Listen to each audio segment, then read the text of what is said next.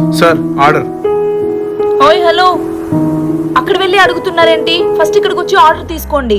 Madam first ఇతను order తీసుకొని తర్వాత మీ దగ్గరకు వస్తాను. అతను ఆర్డర్ తీసుకోవాల్సిన అవసరం లేదు, అతను మావాడే. అరే మేడం, అతను మీ వాడైతే ఒకే టేబుల్ మీద కూర్చోండి, ఆర్డర్ తెచ్చిచ్చేకి ఈజీ అయిపోతుంది కదా. అలా ఎలా కూర్చుంటాను? అతను నా డ్రైవర్.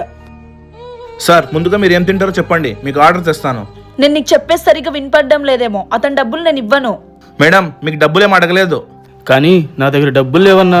పర్వాలేదన్నా, నా తరపు నుంచి మీకు భోజనం ఇస్తాను. ఏంటి, ఫ్రీ భోజనం పెడతావా?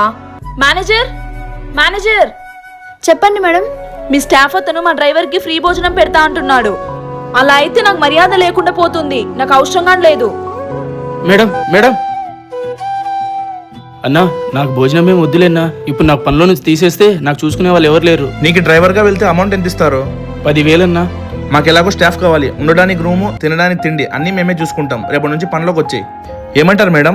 మనకెలానో స్టాఫ్ కావాలి కదా, రేపటి నుండి నువ్వే అతన్ని చూసుకో.